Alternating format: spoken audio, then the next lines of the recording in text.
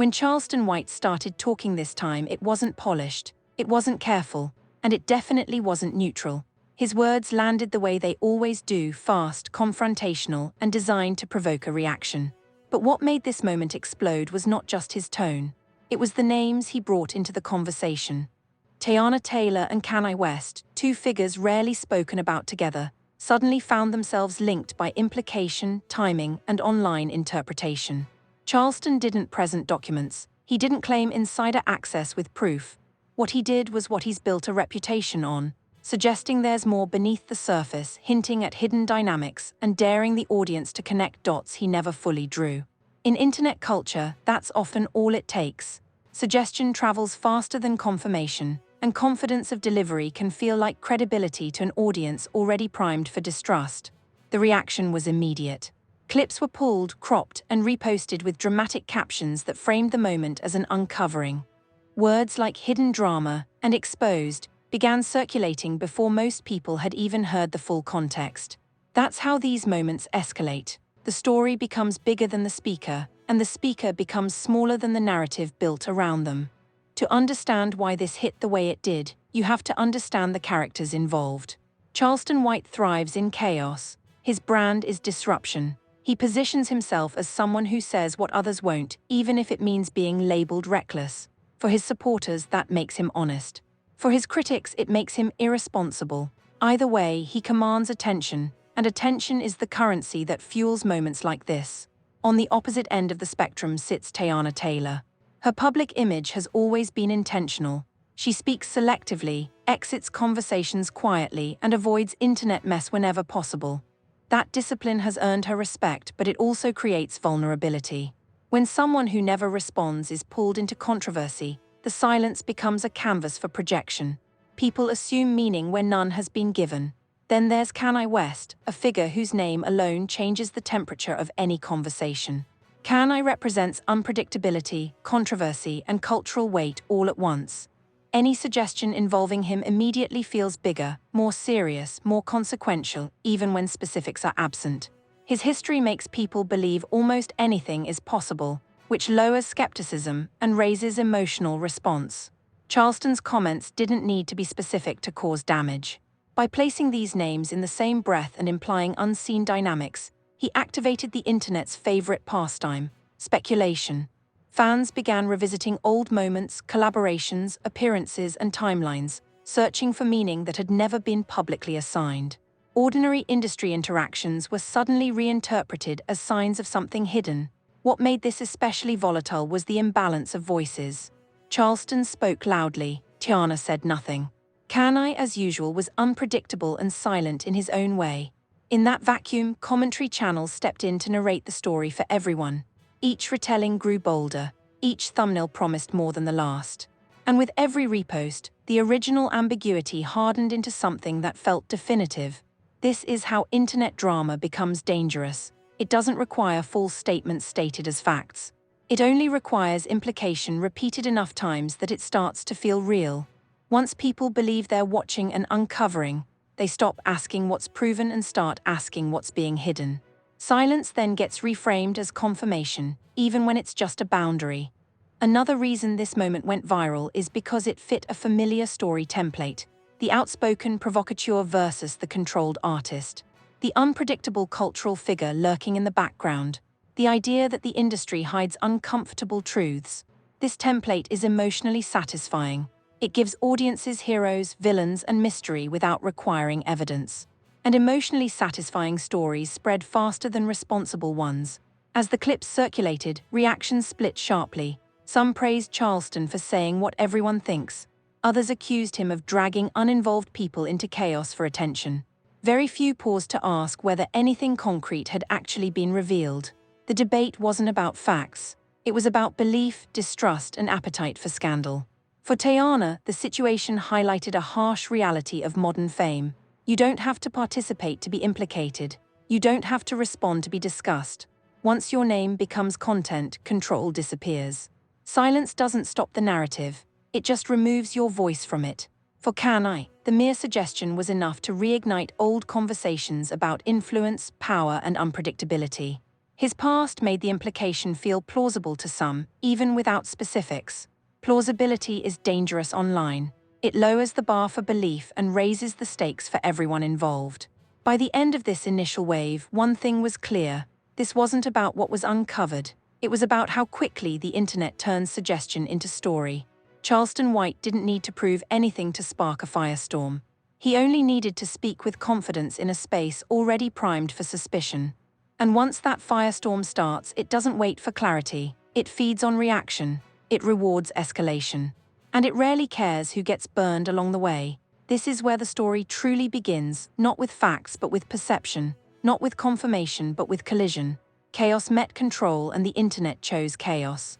To understand why this story exploded, you have to understand why Charleston White is such a volatile figure online. Charleston doesn't operate on balance or restraint. His power comes from disruption. He speaks in absolutes, challenges sacred cows, and thrives on the reaction that follows. For his supporters, that makes him fearless. For his critics, it makes him reckless. Either way, he commands attention, and attention is what turns suggestion into spectacle. Charleston's credibility has always been polarizing. He rarely brings receipts, but he delivers claims with certainty. In the digital age, certainty often feels like truth. Viewers who already distrust the entertainment industry are primed to believe that uncomfortable realities are being hidden. When Charleston hints at behind-the-scenes dynamics, he doesn't need proof to be persuasive. He only needs to echo what a segment of the audience already suspects. That alignment is powerful. This is why his comments travel so fast. They don't introduce brand new ideas. They validate existing doubt. And validation spreads quicker than information. People share what confirms their worldview, not what challenges it. That's how Charleston's remarks moved from niche clips to mainstream discussion in hours. Contrast that with Teyana Taylor, whose public persona is built on control and intentionality. Teyana rarely engages with internet drama. She doesn't respond impulsively, doesn't clarify rumors, and doesn't invite debate. That strategy has protected her brand for years, but it also creates a vacuum when her name is pulled into controversy. Silence online is rarely interpreted as neutrality. It becomes a screen for projection. When someone like Charleston speaks loudly and someone like Teyana remains quiet, the imbalance feels dramatic. One voice fills the space while the other leaves it empty. Commentators rush to fill that emptiness with interpretation. They assign motives, emotions, and intent without confirmation. The quieter party often loses narrative control simply by choosing not to engage. Then there's Kanye West, whose presence in any conversation changes the stakes instantly. Kanye's history of unpredictability lowers skepticism. When his name is mentioned alongside implication, audiences don't ask whether it's plausible, they assume it might be. That assumption alone raises engagement and reduces caution. The mere association amplifies everything. This trio, Charleston's chaos, Teyana's control, Kanye's unpredictability, created a perfect storm. Each represents a different relationship to fame and power. Charleston challenges it, Teyana manages it, Kanye disrupts it. When those archetypes collide, the internet smells drama, and drama outperforms restraint every time. Another reason this went viral is the way content ecosystems work. Reaction channels need momentum. They frame ambiguity as discovery because discovery performs better. Words like uncovered, hidden, and exposed promise revelation without requiring evidence. Viewers click expecting answers and stay for speculation. That cycle rewards escalation, not accuracy. As clips spread, Charleston's original wording became less important than the captions attached to it. Each repost sharpened the implication. Each thumbnail suggested certainty. Viewers who never heard the full clip reacted to the most extreme interpretation they saw first. First impressions matter more than corrections online, and corrections rarely travel as far. Fan psychology played a major role too. People don't just consume stories, they choose sides. Some defended Charleston as a necessary agitator in a secretive industry. Others defended Teyana as a professional being unfairly dragged. Few paused to ask what had actually been demonstrated. Once identity is involved, logic steps aside. Belief takes over. There's also a cultural appetite for hidden drama. Audiences love the idea that public images mask private realities. It makes fame feel less distant and more human, even when the conclusions are speculative. When a story promises access to what's really going on, skepticism drops, curiosity rises. And curiosity is a powerful accelerant. What often gets missed is how little substance is required to sustain these moments. The story didn't grow because new information appeared. It grew because reaction compounded reaction. People reacted to reactions, not to facts. Each layer added confidence while removing context. By the time the story reached its widest audience, the original ambiguity had been replaced by assumed meaning. This phase also exposed a double standard. Provocative speech is often rewarded as honesty, while restraint is treated as avoidance. Charleston's certainty was read as courage. Teyana's silence was read as vulnerability or concealment, depending on the viewer. Neither reading was confirmed, but both were amplified. By the end of this stage, the narrative had shifted again. It was no longer about what was said. It was about who people trusted. Trust isn't built on evidence alone, it's built on alignment with belief. And belief, once activated, resists correction. This is why the story didn't slow down. It found fuel in distrust, imbalance, and archetype collision. And once a narrative is powered by those forces, it doesn't need facts to survive. It needs attention. By the time this story reached its widest audience, most people weren't reacting to what Charleston White actually said. They were reacting to what the internet decided it meant. That gap between implication and interpretation is where everything escalated. Because when you remove tone, context, and pacing from a statement and replace it with captions and thumbnails, meaning mutates fast. Charleston's original remarks leaned heavily on suggestion. He spoke in generalities, hinting at unseen dynamics and things people don't talk about without laying out a clear timeline or specific allegation. He relied on confidence and confrontation, not documentation. In long-form conversation, that style leaves room for ambiguity. Online, ambiguity doesn't survive, it gets flattened into certainty. The first shift happened in how clips were edited. Longer segments that included qualifiers or rhetorical pauses were cut down to seconds. The most provocative phrases were isolated and looped. That editing choice changed the feel of the message. What sounded like opinion or provocation in full context began to feel like revelation when stripped down and replayed without framing. Then came the captions. Words like uncovered, hidden, and exposed appeared quickly, even though those words didn't accurately describe what had been presented. Captions don't summarize anymore, they steer emotion. Once the story was framed as an uncovering, viewers approached it expecting secrets, not discussion. Expectation shapes interpretation. As the clips spread, the internet began connecting dots that had never been publicly connected before. Old industry photos were resurfaced. Past collaborations were re-examined. Casual interactions were reinterpreted as coded signals. None of this required new information. It only required curiosity fueled by suspicion. And suspicion thrives when famous names are involved. This is where Teyana Taylor became fully engulfed without participating. She didn't respond, she didn't clarify, she didn't acknowledge the noise. But in online culture, silence doesn't freeze a story, it accelerates it. Without her voice present, others spoke for her, assigning emotions, motives, and reactions she never confirmed. At the same time, the inclusion of Kanye West amplified everything. Kanye's history with controversy lowered the audience's threshold for belief. When his name appears near implication, skepticism drops. People assume complexity, secrecy, and unpredictability by default. That assumption gave the story weight without evidence. Another major transformation happened when possibility quietly became probability. Commentators stopped asking whether Charleston's implications were true and started debating why such things would be hidden. That pivot is critical. Once concealment becomes the premise, every lack of confirmation is reframed as proof of a cover-up. Silence becomes suspicious. Distance becomes strategy. There is no neutral position left. Reaction channels played a central role in hardening the narrative. Each new video raised the stakes with stronger language and bolder conclusions. What began as speculation became a chain of confident assertions. Viewers reacted to reactions, not to source material. By the time the story reached its peak, many people had never seen the original clip at all. Language kept escalating because escalation performs. Implied doesn't trend, exposed does, discussed doesn't click, uncovered does. Algorithms reward emotional certainty, not careful framing. And once that incentive structure takes over, the story no longer belongs to the people involved. It belongs to the machine. What's often missed is how responsibility gets diluted along the way. Charleston can say he never made specific claims. Channels can say they were just reacting. viewers can say they were just sharing. No single actor feels accountable, yet the combined effect is reputational harm. This diffusion of responsibility is one of the most dangerous features of viral culture. Another subtle shift occurred in how audiences talked about credibility. Instead of asking for verification, many asked whether the implication felt right. Feeling replaced evidence. Familiar narratives about hidden industry behavior filled in gaps. When a story aligns with existing distrust, it doesn't need proof to feel true. Confirmation bias does the rest. As the narrative settled, corrections became irrelevant. Any attempt to slow the story or reintroduce nuance was dismissed as damage control.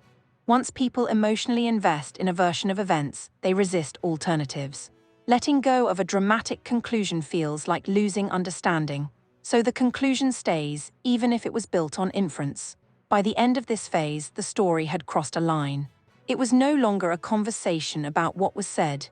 It was a collective verdict about what must be happening. The internet had moved from listening to deciding, and decisions made at scale are hard to undo. This transformation from implication to verdict is the real engine of viral drama. It doesn't require lies stated outright. It requires repetition, confidence, and an audience eager to connect dots. Once those elements align, a story can outrun reality easily. The next phase isn't louder, it's heavier. It's about backlash, fan wars, credibility battles, and the moment when the internet stops observing and starts judging. That's where consequences begin to linger long after the clips stop trending. Once the narrative hardened, the internet shifted from reacting to ruling. This is the phase where debate disappears and certainty takes its place. People no longer asked what Charleston White actually implied. They argued about what it proved. That leap from implication to conclusion sparked the most aggressive backlash yet because now belief felt personal. Two camps formed quickly, and neither was interested in slowing down.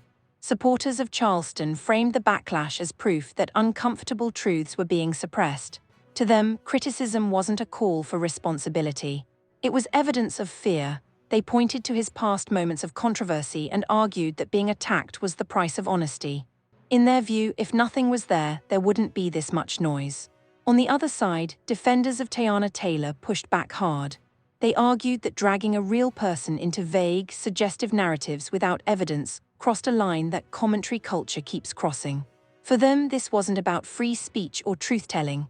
It was about harm, reputational harm amplified by algorithms and monetized by reaction channels. What made the conflict explode was moral framing. This stopped being about content and became about values. One side accused the other of protecting power. The other accused their critics of enabling recklessness. Once morality enters the chat, compromise disappears. People don't defend opinions anymore, they defend identities. As the fight intensified, old clips resurfaced from every direction. Charleston's previous statements were replayed to argue he was either consistent or unstable. Teyana's past interviews and appearances were dissected for clues that never existed before. Even neutral moments were reframed as suspicious or symbolic. The past was rewritten to support whichever side someone had already chosen. The presence of Kanye West continued to magnify everything, even without new input from him. His name alone raised stakes and lowered skepticism. In online culture, Kanye represents unpredictability and controversy, so any implied connection felt plausible to many viewers. Plausibility replaced proof, and that was enough to keep the story burning. Reaction channels capitalized on the divide. Each new video promised clarity but delivered escalation.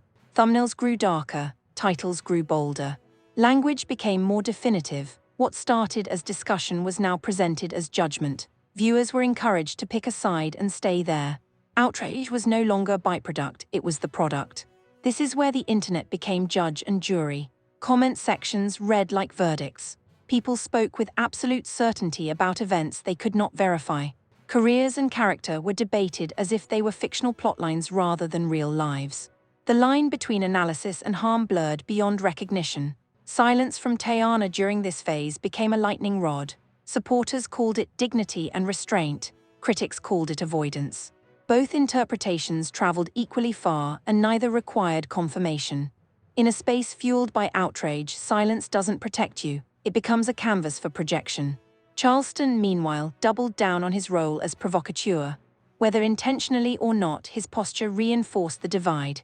Every new clip, every defiant response, every refusal to clarify was interpreted through existing bias. To his supporters, it proved fearlessness. To his critics, it proved irresponsibility. There was no neutral reading left. What's most unsettling about this phase is how little accountability exists. The speaker can say they were misinterpreted. Platforms can say they're neutral. Creators can say they were just reacting. Audiences can say they were just sharing. Responsibility dissolves, but consequences remain. Reputations absorb the impact long after the conversation moves on. Another factor that fueled backlash was speed. There was no pause for verification because verification doesn't trend. The cycle rewarded whoever spoke fastest and loudest. Attempts to slow the narrative were dismissed as damage control. Once a story reaches this velocity, correction feels like censorship to those already invested. This phase revealed a harsh truth about online culture. We often claim to value truth, but we reward certainty. Even false certainty feels better than unresolved ambiguity. The internet doesn't wait for facts to settle. It settles for belief, and once belief hardens at scale, it becomes resistant to nuance. By now, the original implication barely mattered. The story had evolved into a referendum on credibility, power, and who deserves belief. Facts were secondary, feelings were primary, and feelings don't require evidence to feel justified. This is the point of no return for most viral controversies. The narrative is no longer shaped by new information. It's sustained by repetition and identity. People revisit it not to learn but to reinforce what they already think. The next and final phase isn't louder, it's quieter and more permanent. It's about aftermath. About what remains once the noise fades and the reputational residue lingers. Because the internet moves on quickly, but consequences don't disappear at the same speed. When the noise finally slowed, there was no resolution. No clarification, no official statements tying anything together. The internet simply moved on, the way it always does, leaving behind fragments of belief instead of facts. That's the most dangerous phase of any viral controversy, because silence doesn't erase impact. It freezes it in place. What people believed at the peak becomes what they remember long after the clip stops circulating. For Charleston White, the aftermath followed a familiar pattern. His name stayed trending a little longer, his clips kept resurfacing, and his role as a provocateur was reinforced. Supporters praised him for exposing what others are afraid to talk about. Critics accused him of reckless implication, but attention, whether positive or negative, still rewarded him. In the economy of outrage, relevance is currency, and Charleston walked away with more of it. But attention doesn't equal accountability. Once the moment passed, there was no obligation to clarify, correct, or clean up the damage left behind. That's the advantage of operating in implication rather than accusation. When challenged, the speaker can retreat into ambiguity. I never said that. The internet twisted it, and technically that defense works. The harm, however, doesn't disappear just because responsibility is deflected. For Teyana, the cost was quieter and far less visible. She never entered the conversation, yet she became permanently linked to it in public memory. Search results, comment sections, and reaction threads now carry associations she did not create. This is the hidden tax of modern fame. You don't have to respond to be implicated. You don't have to engage to be discussed. Silence does not protect you from narrative once your name becomes content. Her restraint was interpreted in every possible way except the simplest one, privacy. Some saw strength, others saw avoidance. Neither interpretation was confirmed, but both were repeated enough to feel established. That's how reputational residue forms. It doesn't rely on proof, it relies on repetition. The presence of Kanye West remained a shadow over the entire conversation, even without his participation.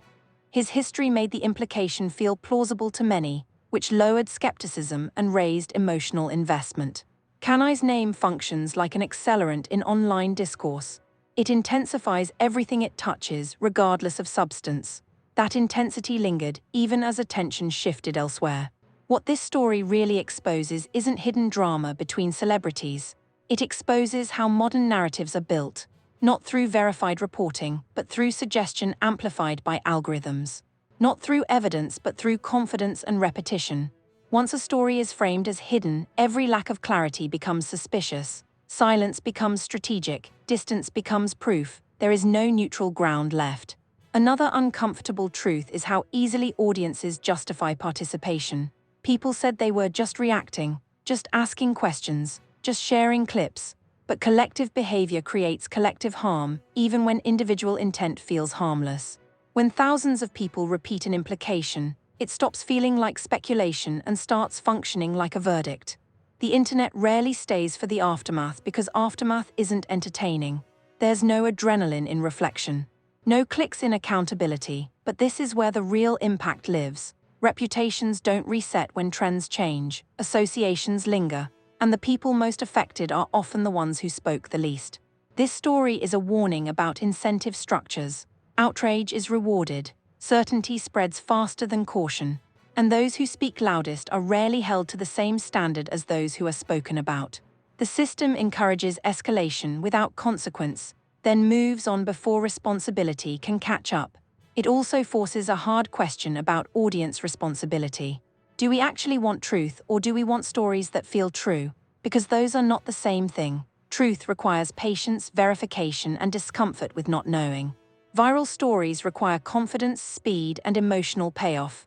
Most of the time, the internet chooses the second. Nothing in this moment was proven, nothing was resolved, yet something permanent was created: perception. And perception is powerful. It shapes how people are seen, discussed, and remembered, even when it's built on implication alone. So here's the final question this story leaves behind. When does hidden drama become a license to speculate without restraint? When does calling something an expose excuse the absence of evidence?